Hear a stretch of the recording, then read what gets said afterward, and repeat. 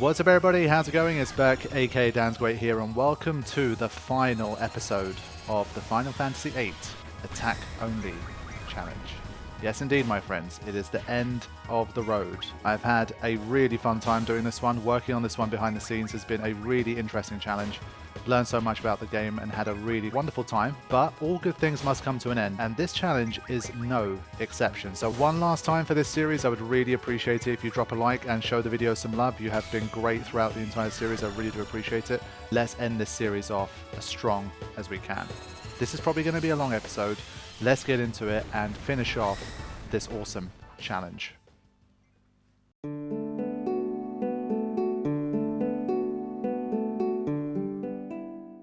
In the last episode, we defeated Adele, who was quite the challenge and required some preparations of her own to make sure we were as ready as we could be. And then the fight itself definitely required some nice RNG to help us get through as well. But get through we did, and our reward was the boss rush against the sorceresses, and thankfully we made it through that one as well. Once I figured out that if you just don't attack the enemy before the countdown, you can survive for much longer in the fight. And so with that, we finally gained our freedom on Disc 4, and it's our final chance to go around the world and make any preparations that we can make, and then head into Ultimecia Castle, my favorite final dungeon in all of Final Fantasy. So my friends, let's do it.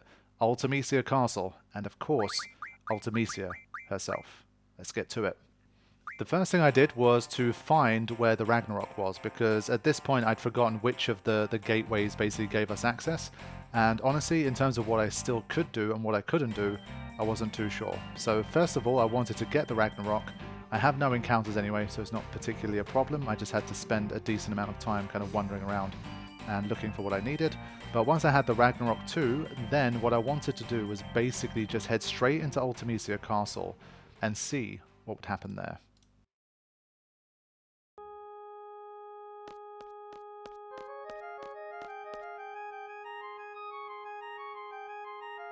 The tracks in this part of the game are absolutely incredible, and so it's going to be a feast for the ears, I hope. I mean, I have to talk over basically all of it, but you can still hear the greatness of these tracks from Ultimecia Castle onwards. Okay, so when I came here, again, my memory on all of this stuff was quite hazy. I knew that I loved Ultimecia Castle, I loved the music, loved the puzzles in there. There's mini boss fights to defeat along the way, and then of course some of the hardest random encounters of the game as well, and if you can get through to the end, your reward is a 4-stage boss battle with no breaks against Ultimecia herself. Now, my first thing was, can I get through the castle without having to defeat the mini bosses that stand in our way? The way that the castle works, once you step inside it, it takes away basically almost all of your commands except for attack, which for this challenge worked out perfectly, because normally what you do, of course, you head into Ultimecia Castle, and to defeat Ultimecia you want to have as many of your commands available as possible, and so generally you explore the castle, you fight against the mini-bosses, you unlock stuff, you do what you can, and then you head towards Ultimecia and try to defeat her with as many tools as possible at your disposal.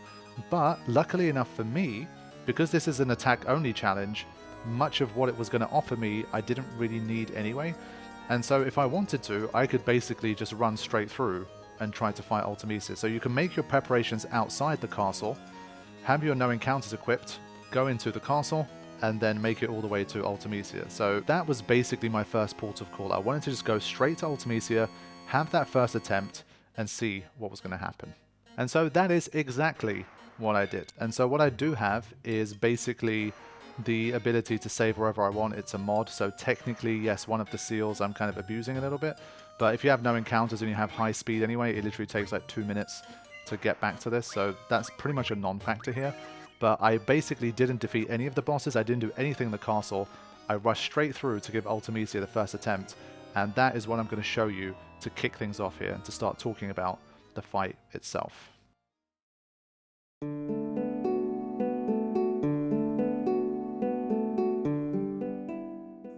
In terms of preparation, it was pretty simple. I knew I was facing Ultimecia, obviously, who was going to use some magic, and so I tried to have as much like auto shell type stuff as I could, and the rest was just strength and some more HP.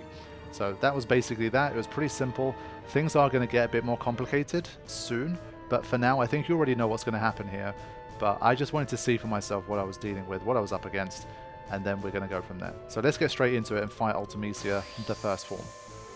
The first thing to note, of course, is that the party that faces Ultimecia is randomized. So you can't have like your preferred 3-person setup unless you repeat until you get that particular setup. So here, only Renoa from my main trio is around, and we basically have to wait for Selfie and Quistis to die, and then hopefully once we rotate through the party, we should end up with the optimal trio for this particular fight. So let's talk about Ultimecia herself. This first form caps at level 65. All of the forms cap at level 65 for the record. But at level 65, she has 43,000 HP. So that's almost as much as Adele has, and that's only Form 1. So you can kind of see where this is going. But let's keep watching. She has very powerful magic, of course. Blizzaga is one of the weakest things that she can do to you. But for me, it was like, let's just beat the first form. I mean, based on the HP numbers, we should definitely be able to defeat Form 1. And then I just kind of want to see what the limit is for this iteration of the challenge.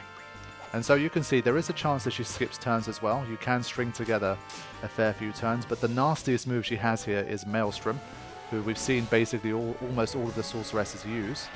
And that takes away half of your HP, which is obviously not very nice.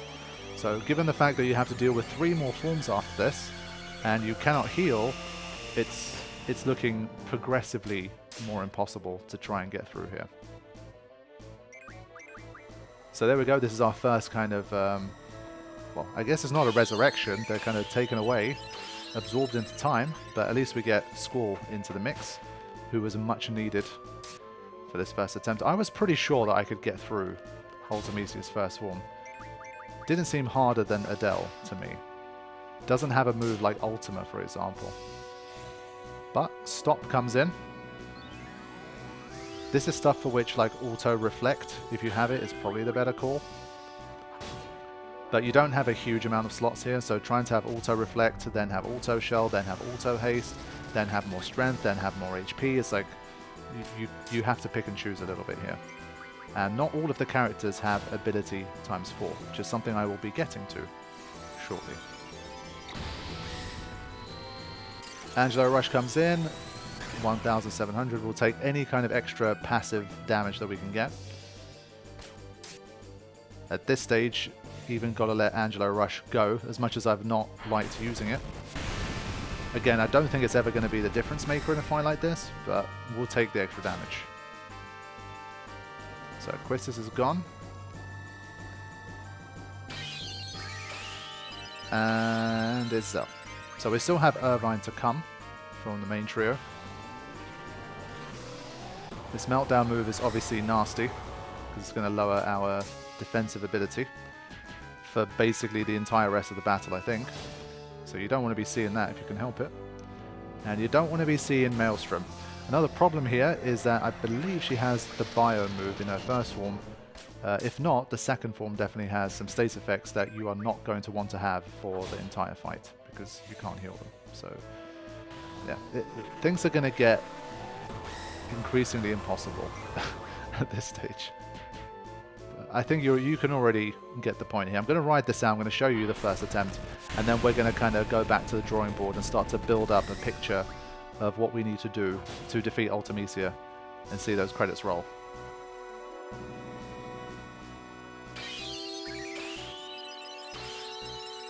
Right, Irvine comes in as well. He's the final hope to try and get us over the line here.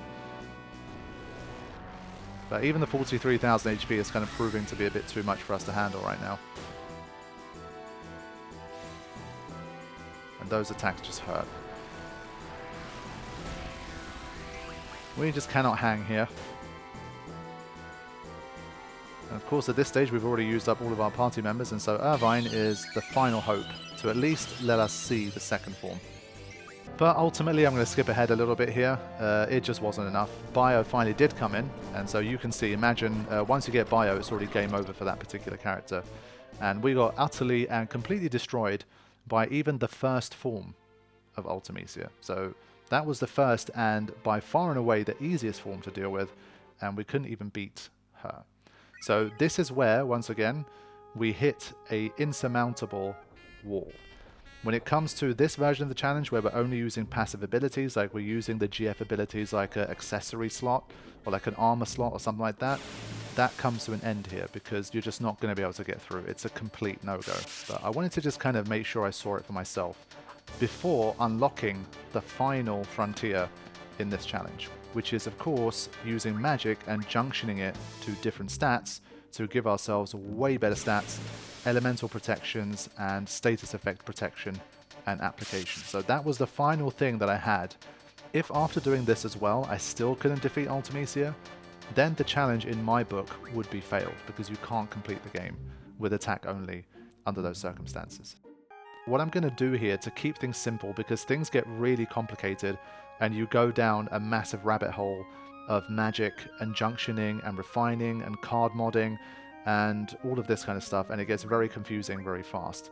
And so that's why behind the scenes this part took me quite a long time to figure out, because on the one hand I needed to figure out which magic can I obtain at this stage, and if I can obtain them, which one is going to junction to which stat the best. And so building up this kind of picture of how I wanted to proceed definitely took quite some time. So to expedite the process, what I'm going to do is basically show you guys some stuff in the background anyway.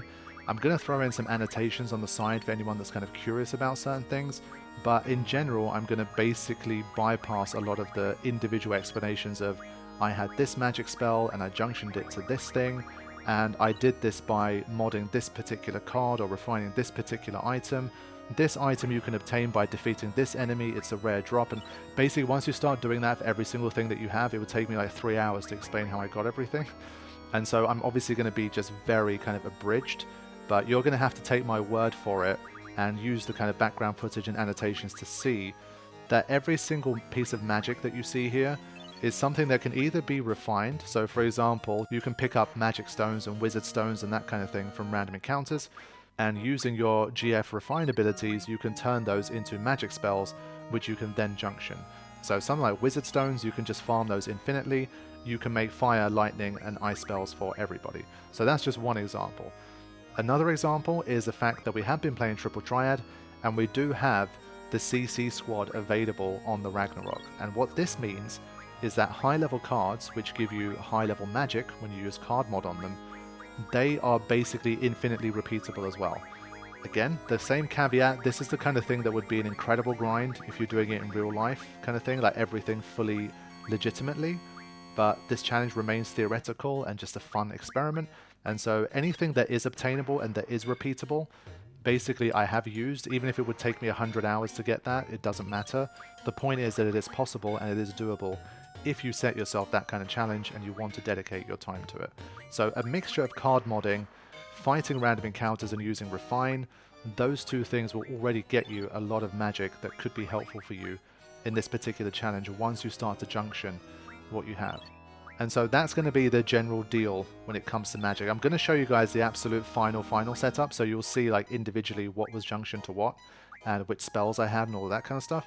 But in terms of explaining how I got everything, it's going to be much better for everyone involved and for the sake of the video to just give a general overview and then just basically have you guys trust me on this. If you want to research every single one yourself, you're welcome to do that, but I believe I've done my research correctly, and both Psych and Maester Erica have helped me out as well. We basically did it all together, and they helped me to kind of make sure that everything was on track and that everything that I was junctioning and the magic that I was obtaining, they were all things that I could definitely get repeatably from the game at this particular stage. So that is the topic of magic and junctioning to stats. But before all of that, the first thing that I knew that I could do here was to obtain another Rosetta Stone. I've explained what they do already. It's an item that allows your GF to have 4 ability slots. And so regardless of what I did, obviously the ability slots are still very powerful. And so I definitely wanted to make sure I spent some time in Ultimecia Castle grabbing the Rosetta Stone. So along the way, I did meet one of the bosses here, and I'm going to show you guys just how easy it was once you start to fight them. And at least one of my seals, I can unlock them kind of legitimately anyway. So Renoa comes in with 1,600, Score with 2,100, Firaga, let's see the damage. It's got an auto reflect, so no damage.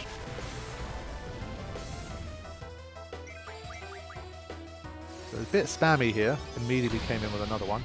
But this is basically an example of what I can do against the mini-bosses that you fight here. They are not mandatory for this challenge at all, thankfully, still.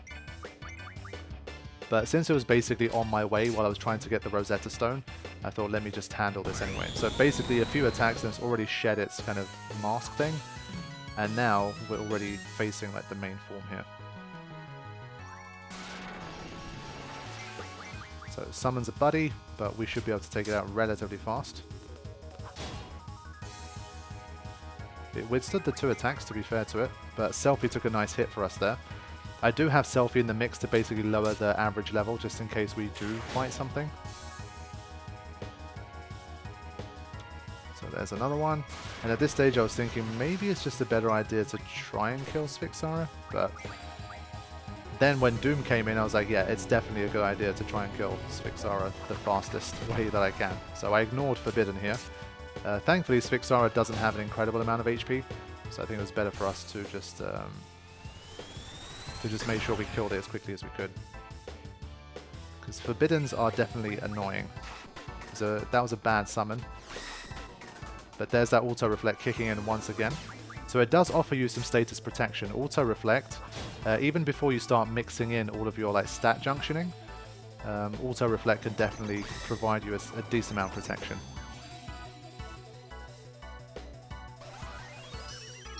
So Petrification plus Auto Reflect definitely doing a good job in this fight. And there you go, it's already dead. So it was relatively easy, no problem. So that's just an example of something that you can fight here and take out pretty quick. So if you do want to unseal everything, it's definitely doable, especially once you stat junction as well. At this stage I hadn't, but you can see that it's not too much of a big deal. And so what I did end up doing, I'm going to very briefly show you guys this. Before heading for the Rosetta Stone, I was thinking to myself, let me just have one attempt where I try to bring down the average level. At this stage I hadn't looked up that she caps out at level 65, and so I assumed by having Selfie there I'd be able to get a lower level version of Ultimecia, and then having things like Reflect would protect me from stage effects like Bio and all of that kind of stuff. So I wanted to give it one final go with no stat junctioning, just Renoa and Squall, and I will fly through this battle just to show you how that one went. And so this time around I definitely had more success. I managed to actually get the party members that I wanted. I got a bit lucky here. Literally first attempt, like first reattempt I guess, I managed to get the Renoa, Squall and Selfie team, and so I thought, okay, this is actually an opportunity to get through the first form. But I noticed that she has the same amount of HP, so 43,000 is the amount of HP that you have to deal with. But what you're seeing here is basically the theoretical limit for how far you can get in this challenge with only using passive abilities with junctioning. And so here we go. Griever is being summoned. Griever comes in with triple, and for the record, he is also capped at level 65 and only has 126,512 HP. So yeah, good luck with that. I mean, it basically almost took everything to even get to Griever, and even though Selfie took a nice hit for us there, there's just no way. Like, the damage that we're doing, 126,000 here with the amount of HP we have left, is an impossibility. It's just not going to happen. But I was kind of satisfied at least that I got past the first form. So for me at least, what I believe to be the limit, barring maybe some incredible RNG, is going to be the Griever form of the Ultimecia final boss battle, basically. So this is the line when it comes to this version of the challenge. If anyone manages to beat Ultimecia in Final Fantasy VIII with no stat junctioning at all, so no elemental, no status, no stats, only using passive abilities, and also attack only, then I would absolutely take my hat off to you and would be happy to share that with the community. But it's my belief that since after this one you've got 2 more forms to defeat as well, I don't think you can do it. So yeah, the world starts to spin here. We've already done well to even survive this far, but soon our run is going to come to an end.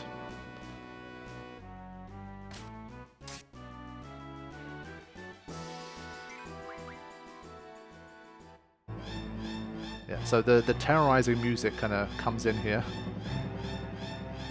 Griever, make them bleed. Shockwave Pulsar comes in, And this was a good idea of knowing like how much HP damage we're going to take. If this was like a quad 9, even if you stat junction maybe, this just wasn't going to work anyway. So this was a good bit of research to see what I would be coming up against. And let's see, 4,500 range with shell.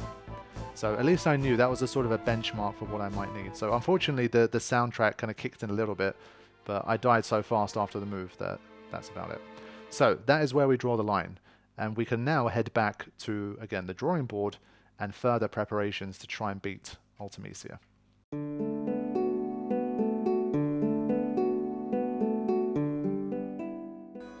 So I had mentioned the Rosetta Stone, and in the background you're seeing me kind of wander around the castle. Again, you can have no encounters, so this becomes relatively easy.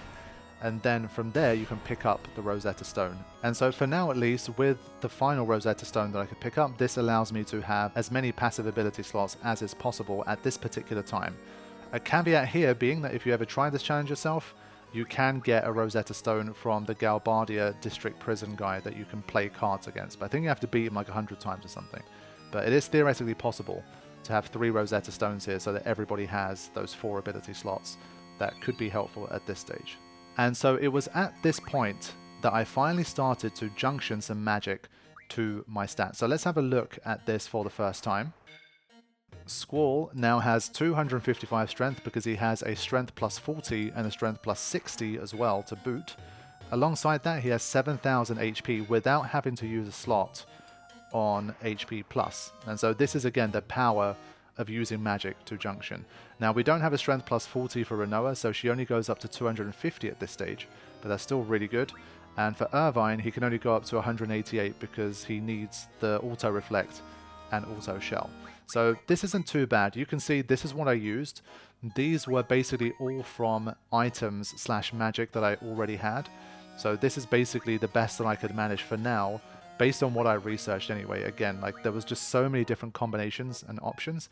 These were the ones that seemed to be the most reasonable for now. It will change, but for now this is basically the setup that I had initially when I first started to junction magic to stats. So from here, basically I was thinking to myself, well, I have way more power now, I can do way more damage, let's see if I can defeat Ultimecia now. Because obviously this is already such a big difference compared to where we were at before. I think it was very much worth checking what we could do.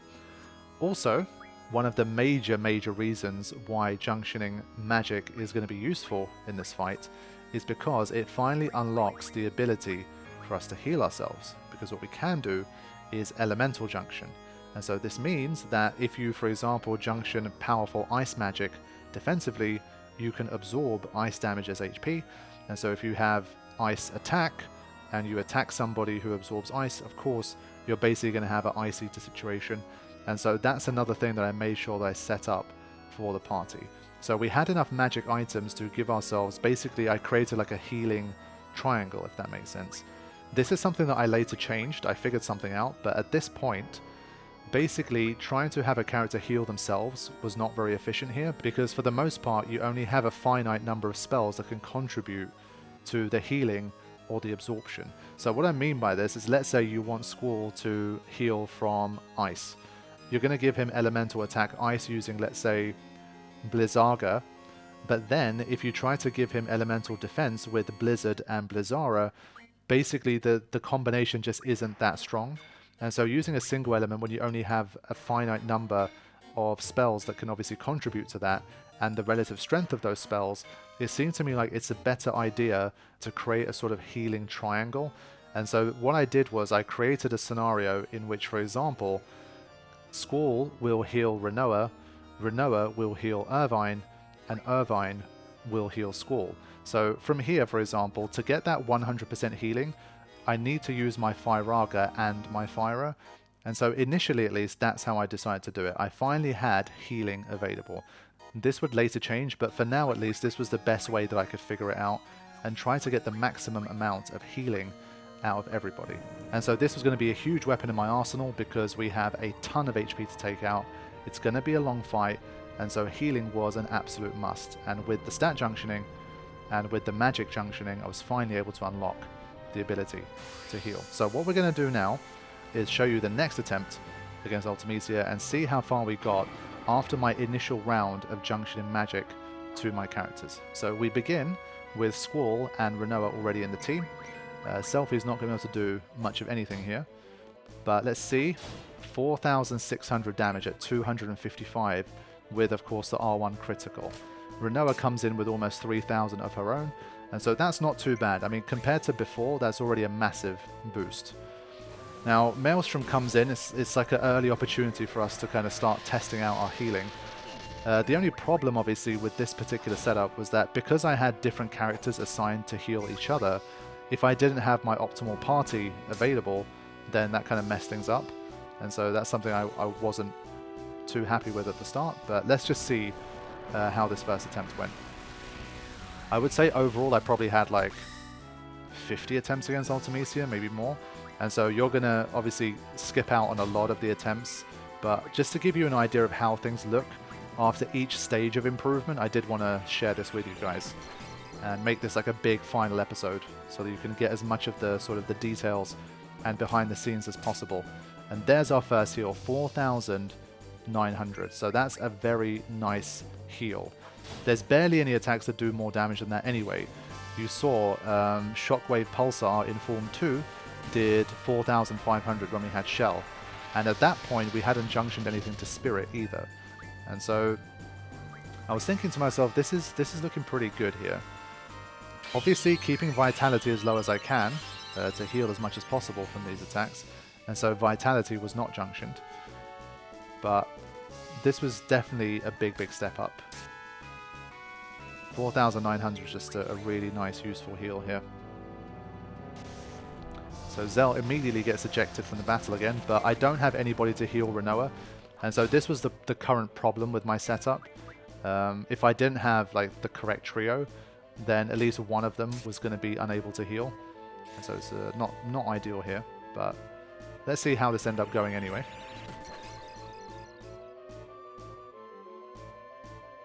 At this stage, I do not have any auto haste either, as you can see. I feel like that would have definitely benefited me, but for now I decided to go for auto shell and auto reflect instead to protect me from, well, the damage of the magic, but also the status effects that can come with it, like bio. So here we go. Irvine is on the field. That's exactly what I needed. Vacuum wave. This is a rarity, this move. Definitely a rare one. And, well, I can't reduce the damage from that, but it's not a huge deal. So here we go. Okay, very spammy with that one, that's weird. But a nice critical there, 5,200 healed. Irvine obviously has less strength than the other two, so his healing potential is less. So this was the first attempt. Like I said, this was the first time I junctioned any magic to any stats, and I was just kind of figuring it out on the fly as we go. But there was already much more promising signs after doing this the first time. Let's see the damage. 2,500, pretty good. Again, compared to before, definitely better. 1,700 from a claw swipe is not bad. And finally, we see the magic be blown away. And so this was a huge problem. And we're going to talk about this a little bit more in depth once this attempt is over. But of course, one of the main struggles with the Ultimecia boss gauntlet is that throughout it, you're going to periodically have your magic be blown away. And so if you're relying on your magic for junctions and healing and all of that stuff, you can already see what's going to happen here. So Gravija comes in. Pretty devastating attack here. It's going to bring us within range of dying from Shockwave Pulsar, so we have to be super careful. There you go. So these are important spells being blown away here. Things that are going to change the outcome of this fight pretty quickly as they get blown away. And so unfortunately there's a lot of things stacking up here. It's like, yeah, we're doing better, but because you cannot stop the magic being blown away, you can't take too long in the fight. Because if you do, then you're eventually just going to be whittled away and you're going to lose so much magic and still have so much work to do that you're not going to be able to do it. So Tornado is gone. I think that was for his strength, so let's have a look at the heal now. This heal should be significantly less, and there you go. So once your Tornado gets blown away, then Renoa can barely heal 1,000 in a given turn. And so now I'm kind of frantically trying to keep everybody alive before Shockwave Pulsar. So the survivability has definitely gone up. I mean, regardless of the magic being blown away and stuff, we are doing way, way better than we did previously. Like a lot more damage against Griever here. And I mean, 125,000 is obviously a lot, but the three of us together, as long as we have our strength junctions available, we're doing like close to 10,000 every round. So it's not as terrible as it may seem. There's further optimizations to come, but for now at least, this was looking pretty good. There you go. So a little bit less. I mean, it's doing about 500 or so less than it was previously, thanks to the junctioning that we've done. But now I need to heal fast here, because I'm in danger of dying from a swipe. But that critical was really nice too. So look how much more quickly I managed to heal here. This is really nice.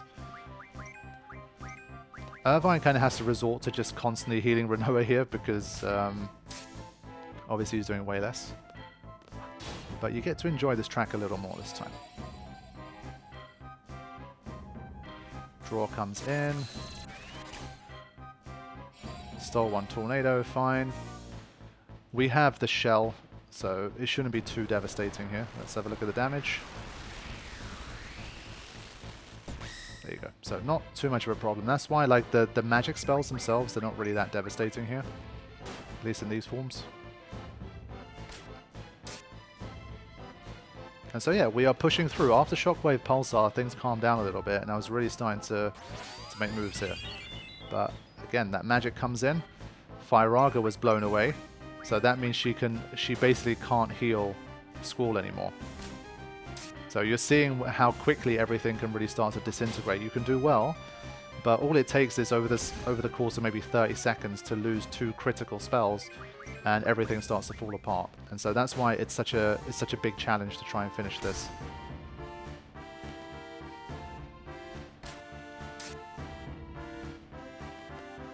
But we're still hanging in there, and we're still doing big damage at least.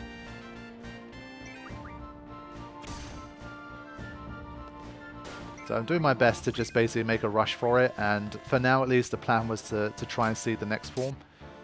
I pretty much knew I wasn't going to win at this point, but I wanted to see what was possible. That zoom in happens. Some more magic gets blown away. Blizzarga's gone. Uses a triple. This run has been particularly lucky, and you'll probably see why later, depending on which attempts I show. Might still happen on this one, but I'm not sure. Yeah, so I didn't keep track properly there, and because Renoa lost some of her magic, this ended up not working very well. So the problem with this as well is you have to keep track of who's healing who's still got magic, who doesn't have it, and all of that kind of stuff. So even though it's attack only, it basically gets more complicated than it's ever been in the challenge. It's a lot more moving parts. But still, we're diligently doing our damage, and Renoa's going to die here because her healing element got blown away. Let's see if they can make it to the end and at least get us to the next form, because the track is truly great. Ah, there we go. So, the Doom spell can be used by Griever. And, well, you know what that means. If a character gets hit by Doom, you basically have to reset, because there's so much of the fight still to go. You cannot revive them. There's just nothing you can do about this. Nothing that I've seen personally. I don't think you can protect against it as a status. You can't revive them. You can't get rid of the status. Like, it's basically, it really is a death sentence. And so, yeah, that's another thing to note for this form. Unfortunately, Doom can be devastating, and I had to reset quite a number of attempts because it basically used Doom within like the first few turns, and from there there's just no coming back. There's still way too much to do at this stage for you to try and win the fight while having one of your main characters taken out as a result of Doom. But we're still hanging in there. I mean, compared to the first attempt I showed you, we've made a lot more progress here, but still we're 2 entire forms short. And I had a crash here. Excellent. I forgot about that. Did not remember that in recording, but yes, I had a crash here. I had so many attempts. Good lord. Wow. I literally had a crash. That's crazy. Wow, that's ridiculous. But because this truly was the first attempt and you can already see it falling apart, I'm not going to show anything further from this. Basically what I did do, I've checked ahead, is from this I reset and I tried to come up with a different plan because again we still had way too much work to do. We'd already lost some critical magic, we can't heal anymore, Doom's been applied, it was only a matter of time. And so whether I made it through the Griever form or not, it was basically irrelevant. And so we needed to get even stronger. So what happened next after this particular level of preparation and attempts?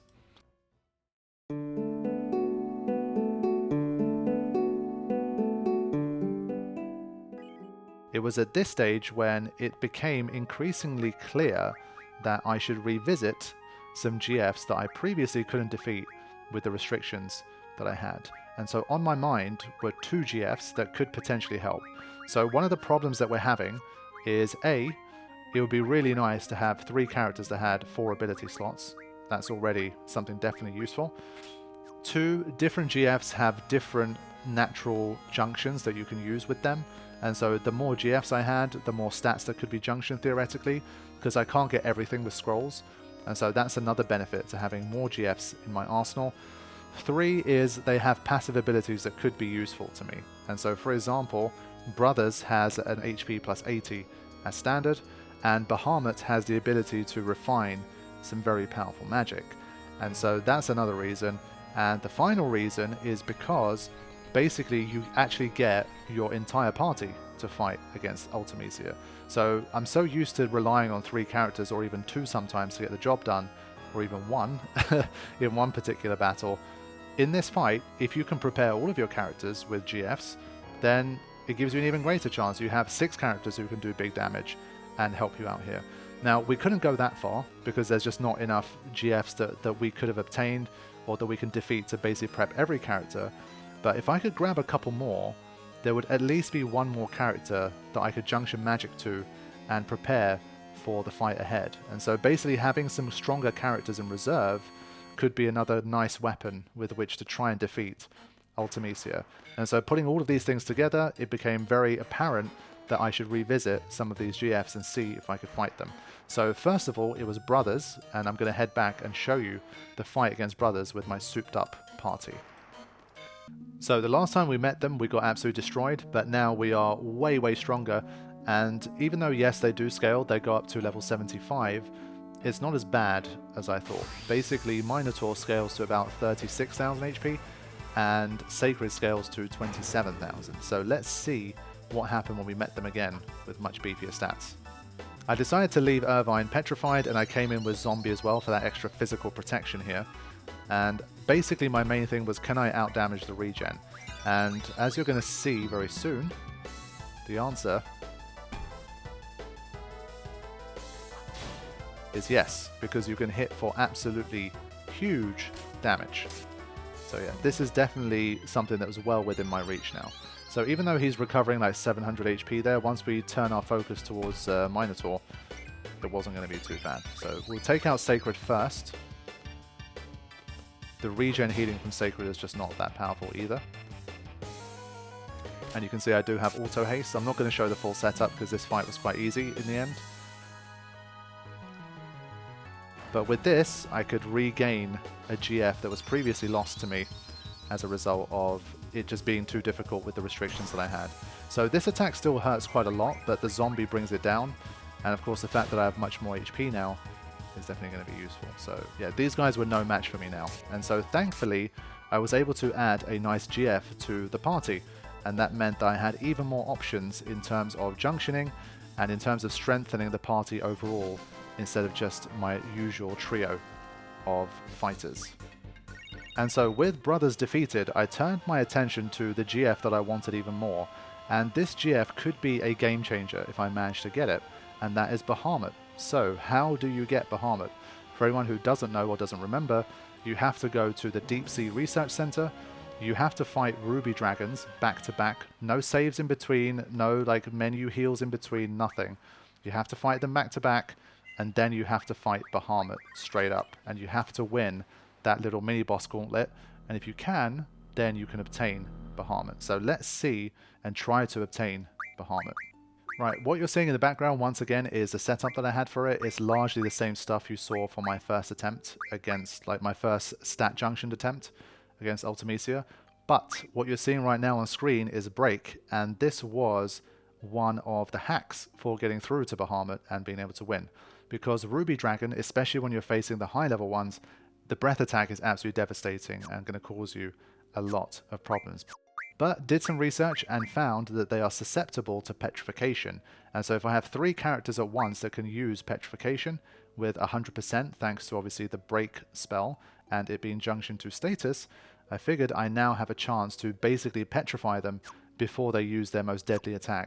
And that could get me through to Bahamut. So in the end, I decided to have 2 characters with break, and I decided to give Irvine slow, because there is also some slow susceptibility in this little boss rush as well. So let's begin with Ruby Dragon. Alright, here we go. Ruby Dragon, with 2 characters who have break available. Auto haste as well, obviously want to increase my chances of getting these moves in as quickly as I can. Renoa healing the dragon is not a huge deal here, we're not trying to kill it in terms of HP. But we're trying to apply slow when we can, and ultimately trying to break it as quickly as possible. And there you go. Didn't take too many attacks, didn't even get to use an attack, and we managed to petrify it. So that was perfect. The second one is a back attack, and it comes in with an immediate Fire Auger. Let's see. 466. I came prepared. So we turn and face and begin the attacks, and literally the first one manages to land. It's definitely not 100% rate. I'll probably put an annotation up. I forgot exactly what the percentage was. It's a decent enough one that if you have 2 characters attacking it constantly, you should be able to do it. And so we did beat the 2 Ruby Dragons very quickly and basically took no damage as a result. Now Bahamut, being the big boy that he is, he does scale all the way to 100, and at 100 he has 90,000 HP. So this wasn't one, like this was the first time I properly faced him. I wasn't sure if his like Mega Flare and stuff was going to one-hit KO me, but I still felt like I had a good chance with my stats junction. So let's have a look at how this fight went. 2,800, it's not an incredible amount of damage here. So 90,000, it's going to take me a little while to take all of that out. There is some turn skipping available here, so you will sometimes see him be very slow. But even with Zombie, he did 1,700 damage there. So those swipes are pretty devastating at level 100 if you don't have protection for it.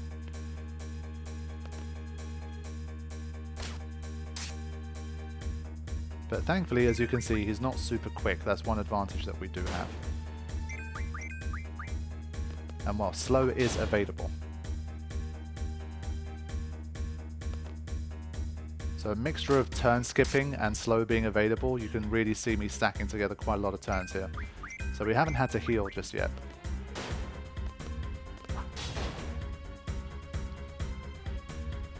He's just chilling. He's just absolutely chilling.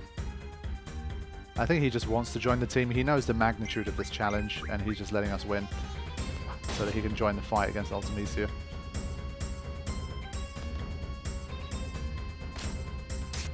Hasn't used a move in forever.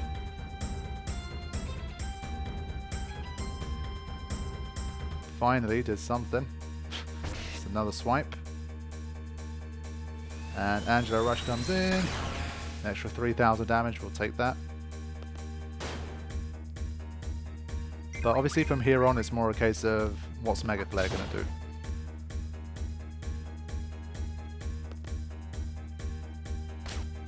So I'm continuing to push here, just do as much damage as I can. I'm not playing on high speed just so that I can keep track of things here. Obviously Zombie halves the healing potential, and so against Ultimecia it's definitely not going to be a good idea. I need all the healing I can get. But for this fight I felt like it was worth it.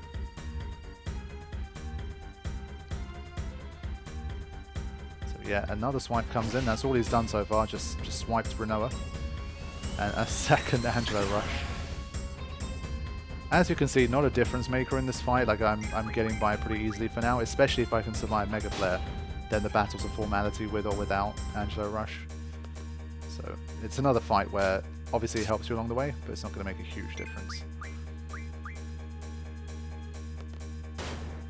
And 1,400 is kind of enough at this stage for him.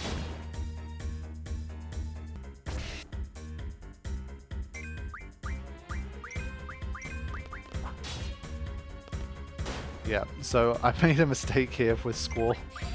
I made a terrible mistake here with Squall, and I accidentally attacked Renoa.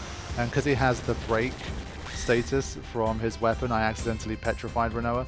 So this battle ended up being one where I handicapped myself accidentally, like even more so. So what I'm going to do is I'm going to skip to the end. The battle will be obviously slowed down as a result of this, but you get the idea. I mean, he used Thundarg, it was barely anything.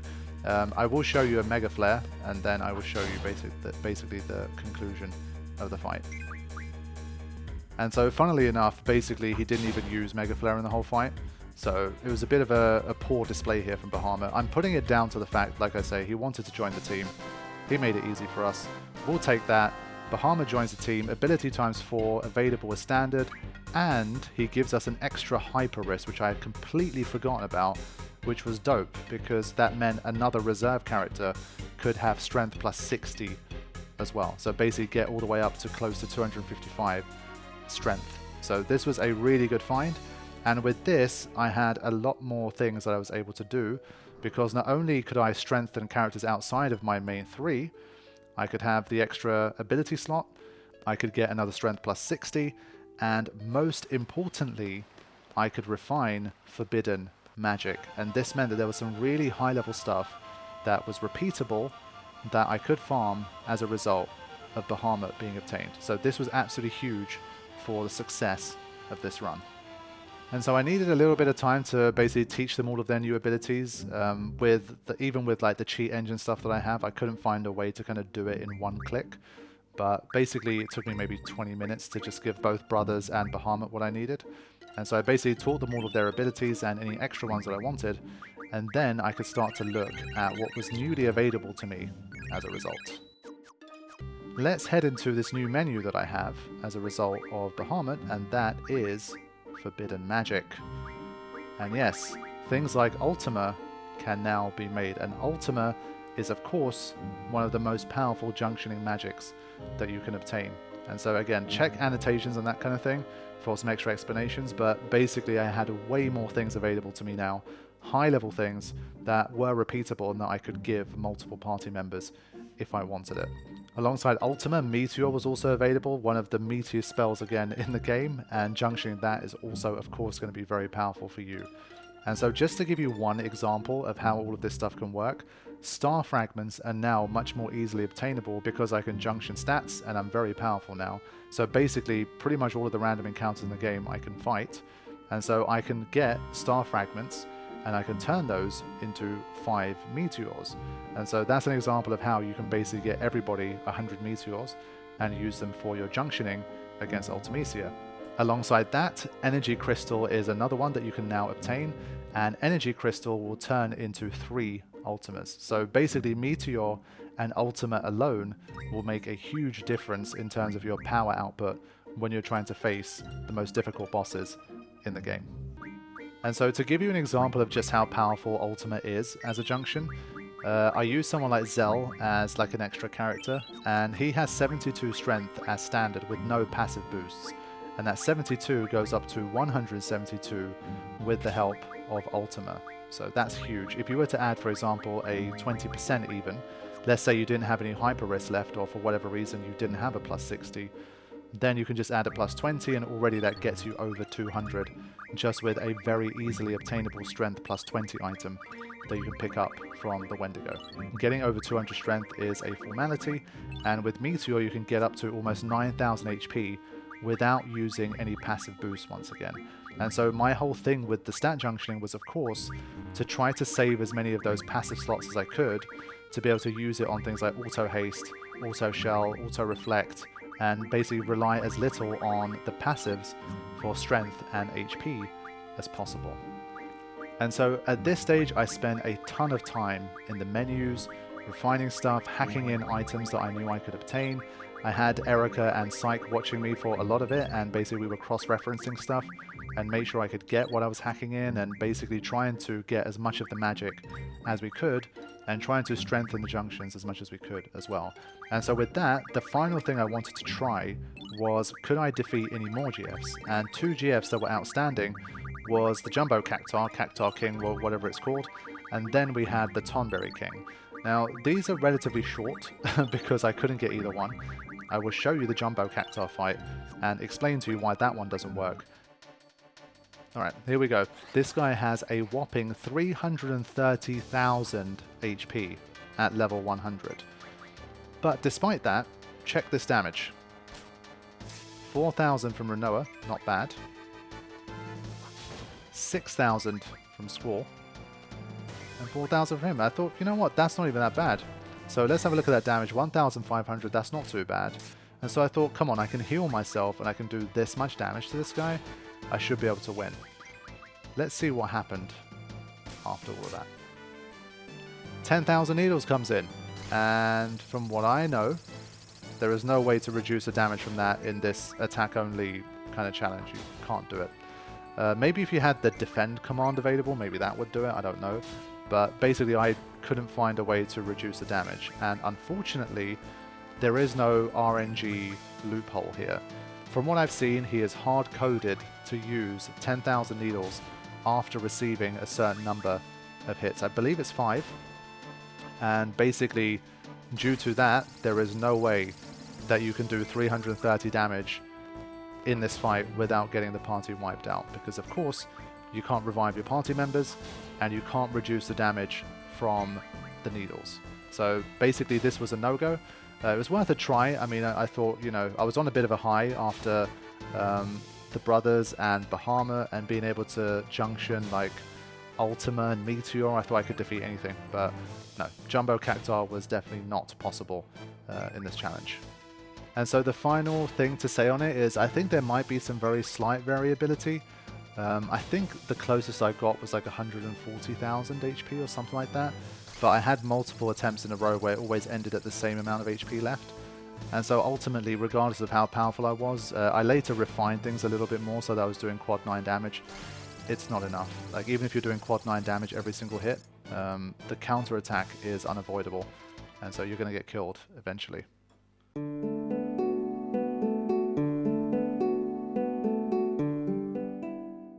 And so with that, that was the end of this particular phase of preparation for Ultimecia, and I went back in for another set of attempts. And this time, again, we pushed forward once more and got one step closer to completing the challenge. So let me show you guys how this attempt went. I had, obviously, much more powerful stuff junctioned. I had my Ultima, I had my Meteor, and I thought to myself that surely now we have got to be able to blow past like the Griever form and that kind of stuff as well, and at least be able to see the absolute final form. So what we're going to do is we're going to pick things up from the end of Ultimecia's first form, which at this stage obviously is just a breeze, it's not a problem, especially if we have like the party that we need. And so especially at this stage, Griever, I also knew what to expect. The only thing I had to make sure I did was to try and defeat Griever without receiving either Pain or Doom. And so this is an example of what happens when you're hit by Pain.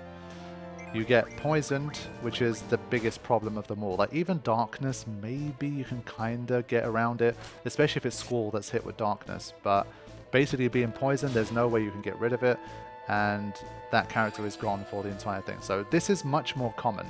Literally started the fight, and it used Pain and Doom as the first 2 moves that it did. And so this is already just completely a no-go. And I abandoned this attempt very quickly. So I wanted to show this one just to show you like what can go wrong against Griever and how frequently it can happen as well. And so from here, what ensued was another series of attempts. I'm going to show you partially in the background. I'm not going to show you too much here because it took up a ton of recording. I probably spent maybe 6 hours, 8 hours just repeating this and trying different things and just seeing how the RNG would hold up. And basically, I was still struggling to get over the line. And so there was a final optimization that I needed to make to give myself the best chance possible of beating Ultimecia.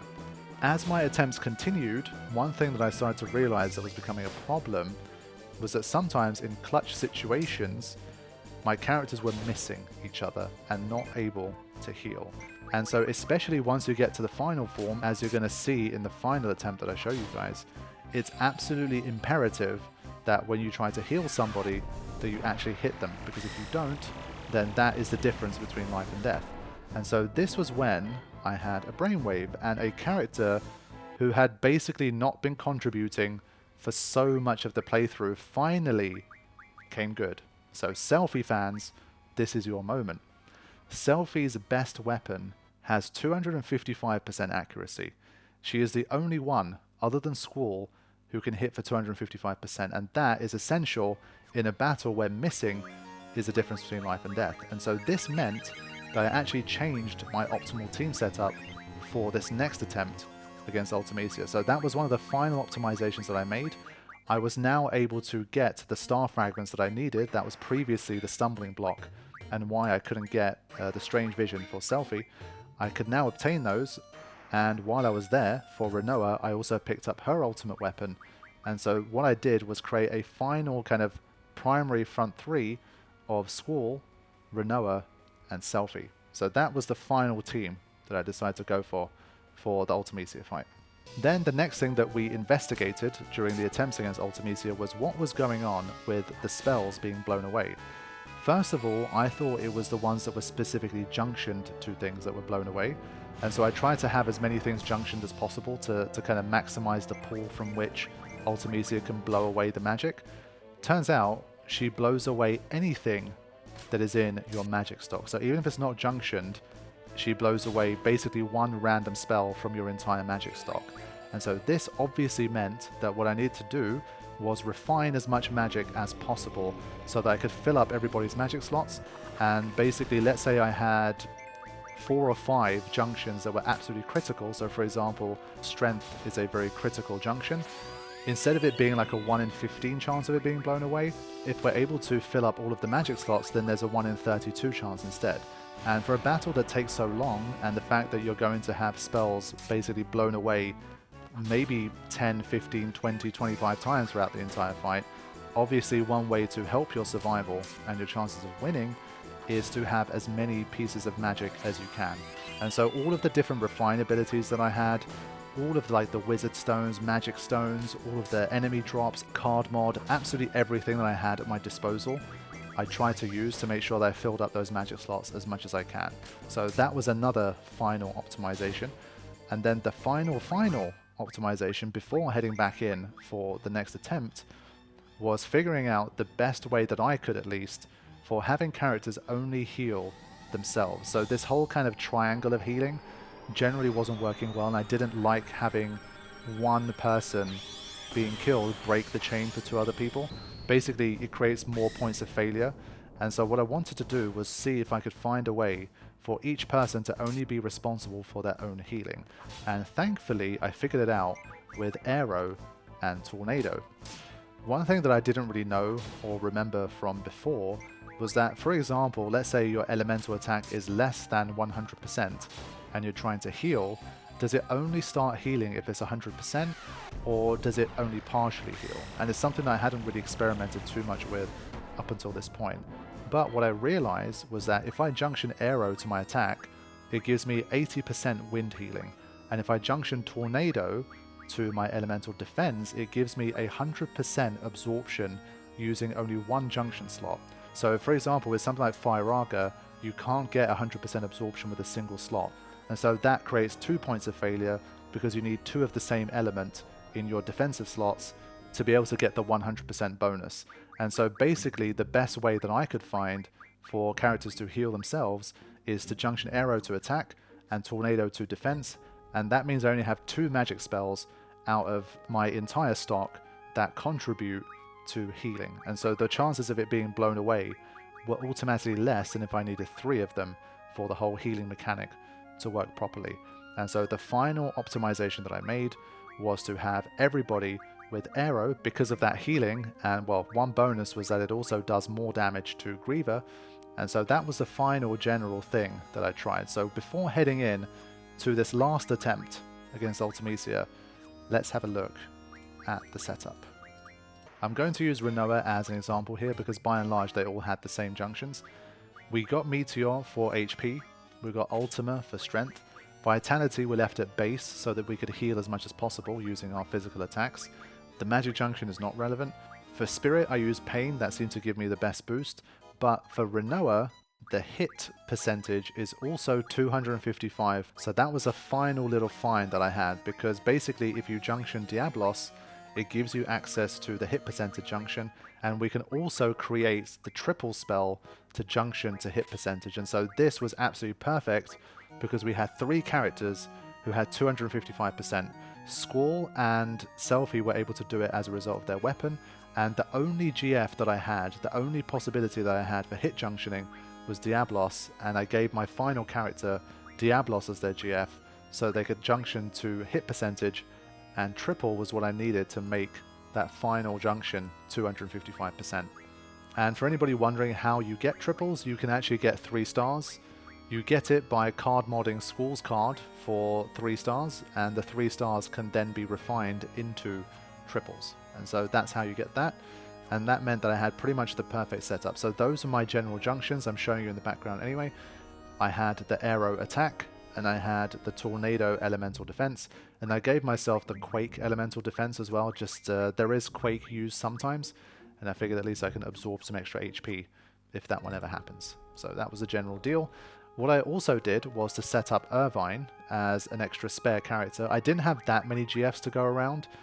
Some of them needed multiple GFs so I could junction everything I needed, but this was my Irvine setup. So he only had 2 ability slots, which is not ideal, but basically again, thanks to the powerful spells, he was another character that I could at least get a little bit of extra damage and attack out of if it was needed. And so that was basically the final setup for trying to defeat Ultimecia. This was about as good as it was going to get, because the thing that was holding me back was the ability to make sure that I healed every single time.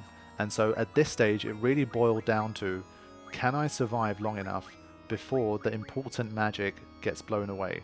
So it's going to be a mix of RNG and a mix of speed, because if the battle takes too long, it doesn't matter how good your RNG is, you're eventually going to lose all of the spells anyway. And so I had to try and make sure I got the job done quick enough that the RNG was on my side.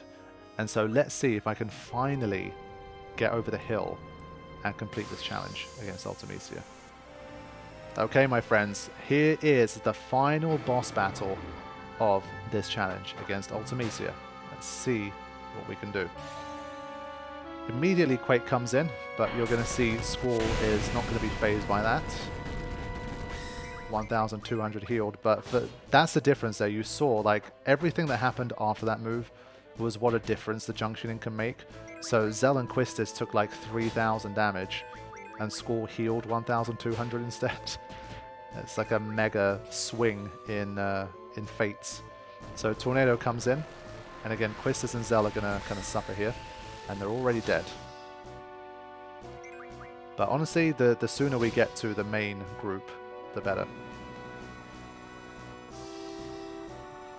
And so at this stage at least, it was basically trying to race through as quickly as possible and avoid the most dangerous attacks if we could.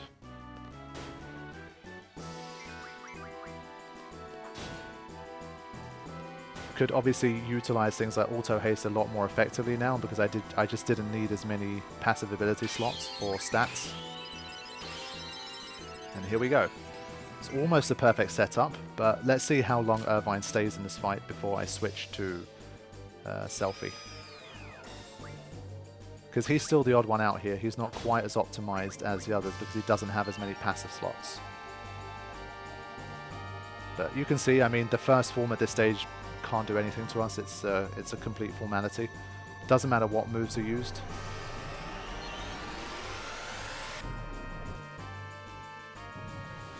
Now against Griever we get to do really nice damage because we have Aero on our attack as well. So this worked out really nicely. 4,800, 5,200, but Pain comes in as the first move. Luckily it hits Irvine. He is the only character I would have accepted it hitting because we still have another character in reserve, and while Selfie is the better choice. And so as long as we don't see another Pain, or a Doom, we still have a chance. And so right now, Irvine losing magic is absolutely perfect. This is what we need. So Irvine can basically be the whipping boy here and basically take like any hits or any magic being blown away.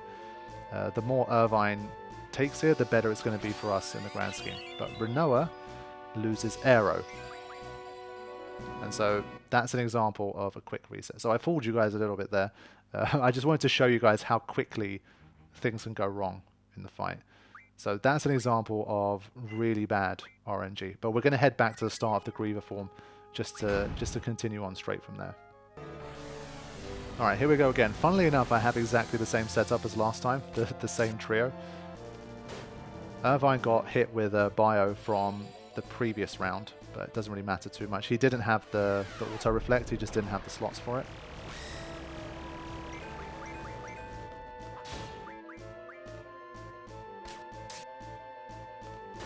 So he's trying to heal himself to stay in the fight anyway. At the end of the day, he can still do that right now. The longer he stays in, I think the better, because it gives obviously Selphie less time out on the front line, and the less time she spends out there, the less chance there is of her losing important magic in the fight. So that's generally what the idea was here. I mean, Squall and Renoa are doing enough damage anyway, so I figured this would still be the best strategy to stay alive here. And well, he's still doing good damage when he needs to. But basically, once I started using Aero as well, I was so strong that I was able to start basically defeating this guy sometimes before Shockwave Pulsar was even supposed to come in. But it's weird. Basically, the game forces you to take a Shockwave Pulsar. So even if you drop the HP to 0 before it happens, you still see Shockwave Pulsar. It's like a fixed move here. Now we're prepping for it. Obviously, because it's 80%, we're not healing as much as we normally would, but this was a compromise that I had to make. I think the benefits outweighed the costs here. Alright, here it comes. You guys have seen the damage already. It was around the 3,000, I think, 500 range, or 3,800 range, something like that.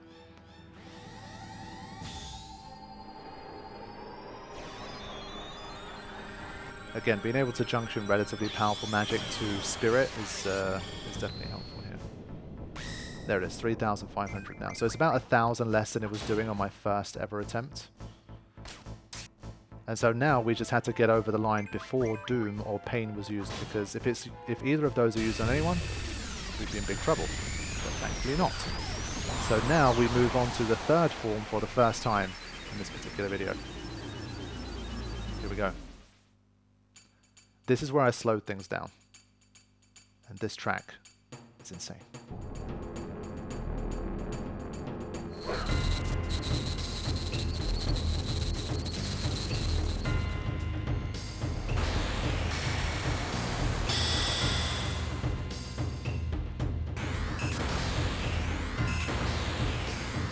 Okay.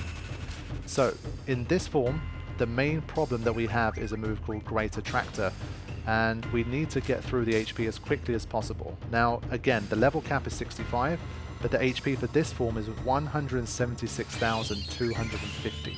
And so we need to get through about half of that before Great Attractor happens. If we can do that, then it means that we won't have to see it, and that will save us a bit of grief. We can survive it if we have high HP, but I much prefer to just blast through it and not have to see it. So Selphie doing a little bit of healing work here. And of course the good thing about this setup is that everybody can heal everybody else too, if it's necessary. And so these things start to appear, but for me it wasn't worth attacking them. I just kept going for Ultimecia / Griever.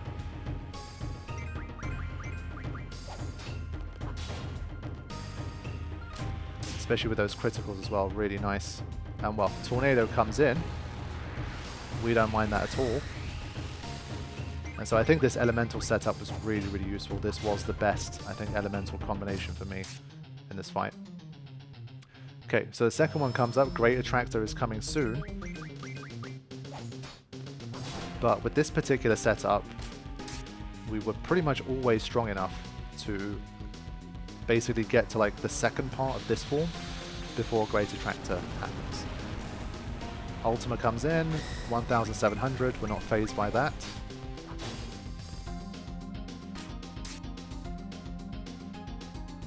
Almost there. Okay, well, Great Attractor's almost there too, so we should have enough time. But especially in high speed mode, sometimes I was missing the R1 trigger. But it's all good, we managed to break through this form and Great Attractor no longer happens as a result. Now here you still have to be a little bit careful because she kind of gets these double turns, and if you're not careful she can do a lot of damage and potentially take you out. So you have to keep your HP above about 4000 here, otherwise you could be in danger. And that's why I turn high speed off, just so that I can track how much HP everybody has. So you can see the double move there, did the swipe, and then immediately came in with Ultima afterwards. So this is one of the most dangerous phases of the fight so far. Like, none of these moves can kill me, but if I'm not prepared for it, then I could have a problem. 5800 for that, that's very nice. So like now I need to heal Rinoa ASAP, otherwise I could be in danger. So yeah, Selfie's immediately on the case, and then I decide to heal Selfie. So my benchmark was about 4000. If anybody goes below that, then I decide to basically heal them, just in case. Quake comes in. This was a good move for me because we heal from both Tornado and Quake. And what you'll notice as well is that no one's magic has been blown away for quite some time. I don't have a verification for this, but it's my belief that that's RNG based too. I think it's definitely going to happen, probably after a certain amount of time, but I think the probability of it happening probably increases per increment of time in the battle, basically. But it does mean you can go pretty long phases without any magic being blown away, and sometimes if you're unlucky, you can have magic be blown away pretty fast. Okay, we're nearly there, almost at the final form here. I want to have, you know, as high an amount of ATB and health as possible to really get a good start against the final form of Ultimecia here.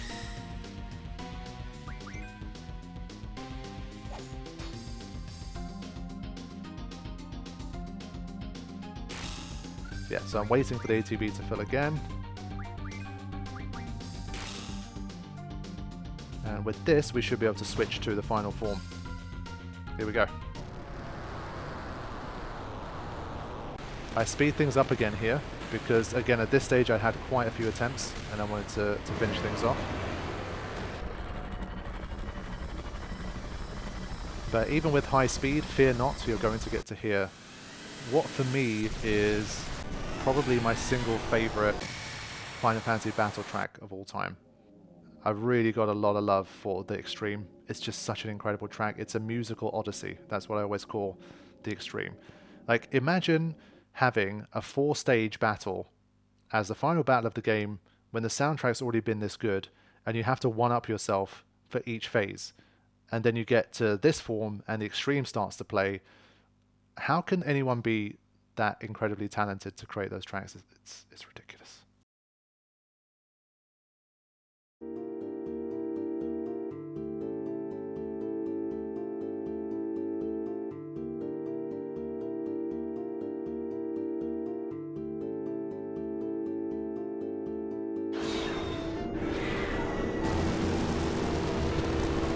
So good. One of the greatest final boss environments, music, design, everything in Final Fantasy history. Let's go. Ultimecia, let's get it done. 4000 damage from Rinoa. Then Hell's Judgment comes in. Now this is where things get absolutely brutal. And previously this is where I started to struggle because Hell's Judgment reduces your HP down to 1. So this means that you immediately obviously have to heal. And if you fail, like if you miss the heal, then you leave yourself obviously vulnerable to being killed. And so Squall missed the R1, which wasn't particularly helpful there.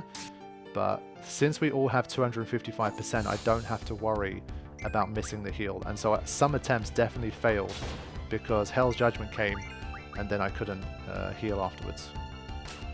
So let's go.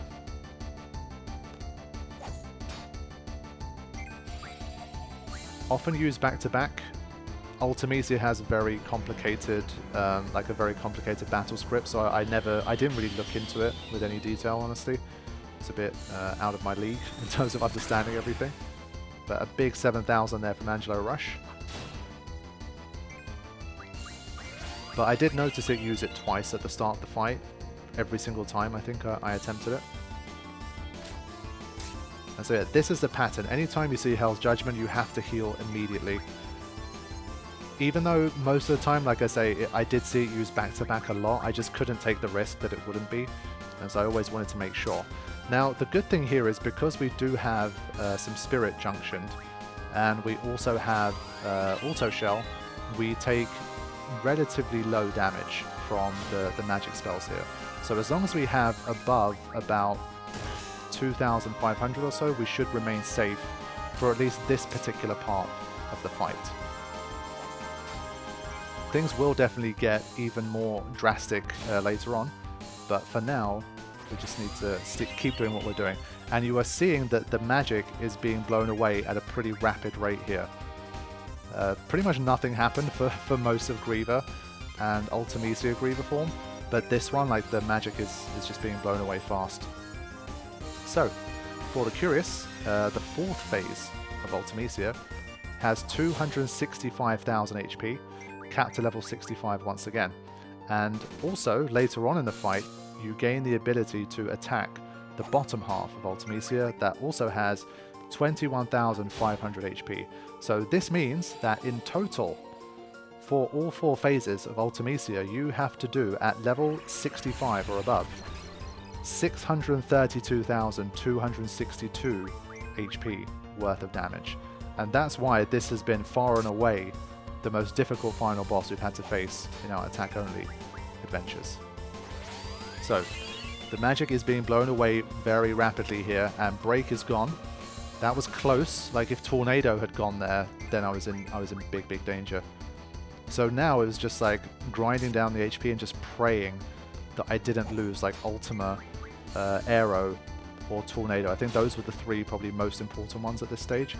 Even like my HP, if I had 4,000 HP, like my Meteor got blown away, I think I could still live with that. But the inability to heal is basically the end of this fight, and so you have to survive. Hell's Judgment once again. Of course, when you're doing this much damage as well, like any critical is super welcome, like it really helps to turn the table. So once again, gotta heal up. But Squall is losing magic at a rapid rate here. I didn't have all 32 slots. I got to 30, I think, and I thought that's just good enough. Like if it's gonna work, it's gonna work. I was getting impatient at that stage, like researching which magic I could get and what I couldn't get. I just thought, let's go for it. 30 different magics is gonna be enough, hopefully. And so from here, this is generally the flow of the battle. Everything is fine. All you're doing is basically making sure that you heal after Hell's Judgment. Once again, used back to back here. And keeping track of which spells are getting blown away. Then what happens after you get below a certain HP threshold is that you gain the ability to attack the lower half, because that's when the battle gets really hectic. And so once that bit begins, then we'll see things a bit more clearly for what's going to happen. But for now at least, because it is 265,000, even though we're doing a lot of damage, it takes a while to get down that far. But I'm basically keeping an eye on like the screen here to see when I can target the bottom half. Because it only has 21,500, I can take it out pretty quickly. Because if you don't, what Ultimecia does is it draws Apocalypse from the bottom half, and Apocalypse does do massive damage. And so we'd have to basically stop Apocalypse being used as quickly as possible.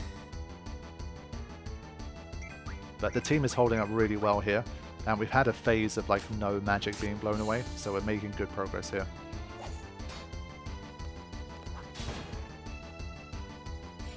And these dispels, they can come all day long. I'm more than happy to deal with that. Obviously, being attack only and relying on like passive abilities instead makes a massive difference.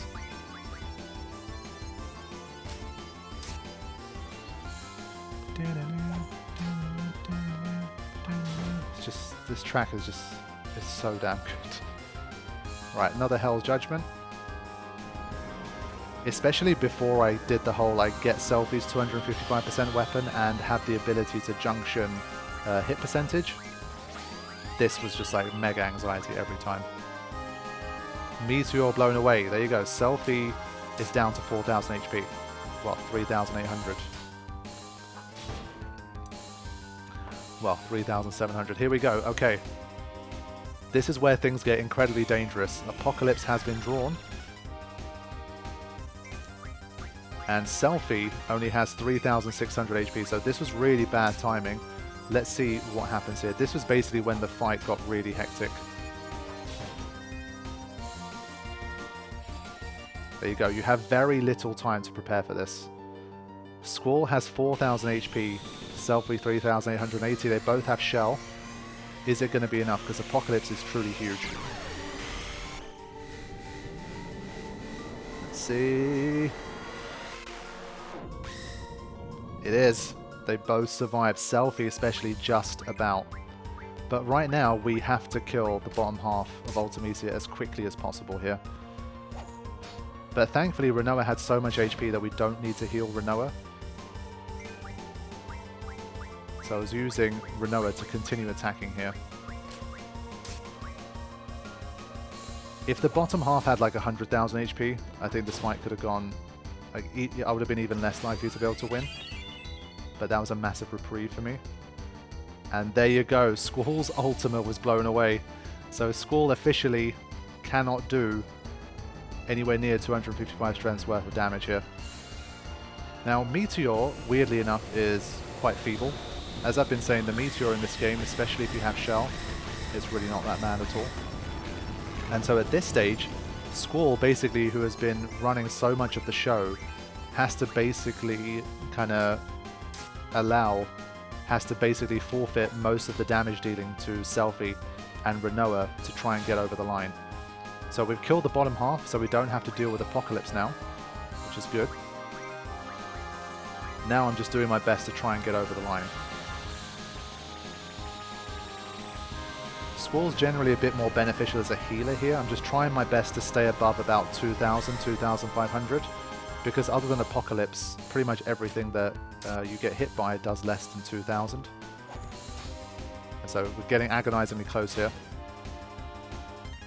If necessary, Squall has to sacrifice himself to keep Selfie or Renoa alive here because they're doing more damage.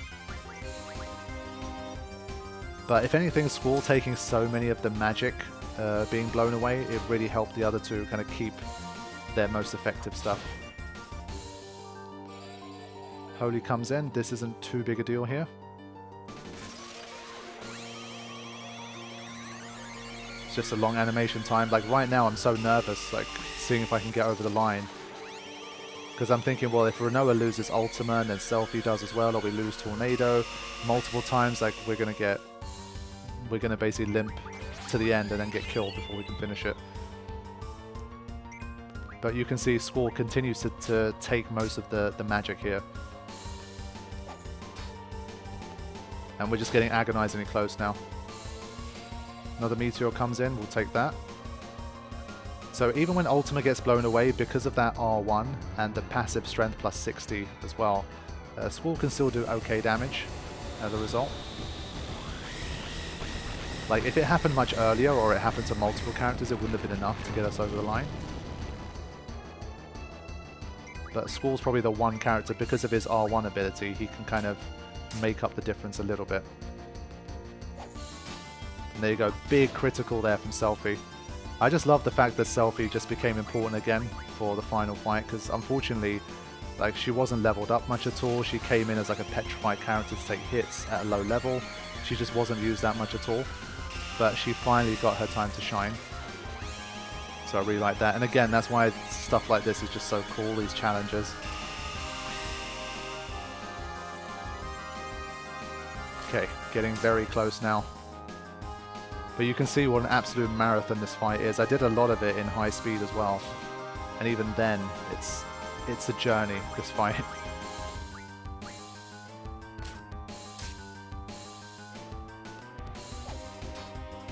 Okay, here we go. So what happens here is that you need to survive, I think, 5 more attacks. So she keeps coming back with 1 HP every time. And so you have to make sure you cross the line here. I did have an attempt where I saw the first of those lines and I died immediately afterwards. You can imagine how painful that was. But we are very, very, very close now. And we only need to do 1 HP damage. So you can see Squall's continuing to lose the magic here, but he's really like shouldered a lot of the tanking in that regard. And we're so close. Just will not die. The final blow. Ah. Because like I knew I'd made it here, but like until I actually see it happen, I just couldn't believe it. I'd been trying this for maybe like a week or 10 days. It'd been about 8 hours, 10 hours or something. I'd been attempting and tweaking and trying all kinds of different things. And so getting over the line was just huge. Obviously being able to round off a series like this as well is massive. And yes, Selphie deals the final blow, and we complete Final Fantasy VIII with attack only. What a challenge, and what an amazing way to end it, with Ultimecia Castle, and with the 4-stage Ultimecia boss battle and the soundtrack and everything to go with it, and Selphie coming into the mix in the last minute and being the MVP. Amazing. I hope you guys enjoyed that. It's been such a great journey. I honestly end up being a lot better than I expected, like especially early on. I had no idea the series was going to turn out as good as it did from my own perspective. Like the way that some of the fights played out, I was really happy with, like in retrospect, trying the whole completely no junction thing forced me to learn some things and to think about the game in a very different way, and it helped me to come up with like a strategy like the Fujin Raijin battle, which was still for me one of the absolute biggest highlights. Really loved that fight. And then the way that we got to the wall with Abaddon, and then we changed a few things up and we managed to get further, and we basically still, even though it was attack only, we had to really push the game to the limit and really make use of everything that we had to be able to make it through to the end. It was a real team effort by the end. Pretty much every single character played some sort of significant role in one of the battles, and so that was just really awesome. And yeah, I had so much fun with this, and I really hope that you guys enjoyed it too. So I'm going to start to wrap things up here. This is going to likely be a premiere video, so this is going to be like the final time I make these sort of classic YouTuber requests for people to like the video, to show the video some love. If you've had a really good time watching this, any super chats thrown in to the tip jar would be super appreciated as well. This series took a lot of work. The final runtime was somewhere around 30 hours for the save, but I would say probably all in was like easily over 100 hours to pull all of this together, not including like literally voiceover and editing. I think I probably spent about 100 hours like researching and playing the game as well, and so it was just it was a massive one. It took me months to record behind the scenes, and just really grateful to get to the end and be able to finally answer the question of can you defeat Final Fantasy VIII with attack only? And the answer, my friends, is yes. Huge thank you to everybody on Patreon that supported this series from the start. I've been doing the whole early access thing once again, as usual, to help try and boost the Patreon numbers. And you guys have answered the call, and so I super appreciate it. And so with that, we say goodbye to Final Fantasy VIII. I'm sure I will return with a different kind of challenge or modded playthrough or something along those lines in the future. But I've had a lot of time playing this game recently. Still a great game, despite its many quirks. I still really have a lot of love for Final Fantasy VIII, and especially a big shout out to my friends Syke and Erica, especially for like the second half of the series. They've been really helpful behind the scenes in just helping me brainstorm to research things, because the mechanics of this game and of the whole junction systems and the cards and the modding and the refining and the magic it all runs quite deep and it's complicated, and so I truly appreciate them helping me out and giving me their time to aid me in bringing you this series and getting over the line. So if they're in the chat especially, definitely show them some love. They really deserve it, and I'm looking forward to moving on to the next challenge. At this stage, I genuinely have no idea what I'm going to do next, because I think, obviously before starting this whole thing, once I did the auto battle / attack only Final Fantasy X, I could see that I think Final Fantasy IX's already been done. And so for me, as always, one of the biggest draws is, have I seen it be done before? Sometimes, obviously, I assume something hasn't been done. I do like a quick search and I see it hasn't, and then I think it has and I go for it, and it turns out it has been.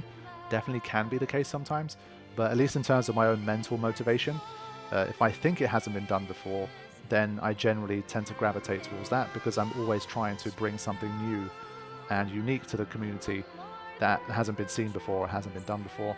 That's the reason this channel exists. As you all know by now, I try to do something that had never been done before, and that's the reason we're all here today. And so I will continue to research attack only. Is there any more scope to do that stuff? Like, does it interest me? Does the mechanics work well for it? So, like, for example, you know, Final Fantasy 16 attack only just, to me, just doesn't really work, because the gameplay, especially the modern systems, I just don't feel like they work as well with attack only. It's just not as fun. And so I will have a look. If I can't find anything compelling, then I will give up attack only. I'm not going to just kind of make attack only stuff for the sake of it. But for Final Fantasy X, 7, and 8, I've genuinely been very motivated, and it's been fascinating to see how it works for those 3 different games. But does that mean I'm definitely just going to start doing, like, you know, 6, 5, 4, 3, 2, 1, 12, 13, whatever? No. But rest assured, I will find something new. There's basically infinite challenges that you can do. It might be a more standard type of challenge that I'll try to upload in the same kind of format. I'm sure I'll find something, and when I do, I'm looking forward to sharing it with you guys. And so with that, I am going to sign out. Thank you all so much for watching and enjoying another one of these attack-only series on the channel. And I will see you soon for more of this kind of content, hopefully. Take care.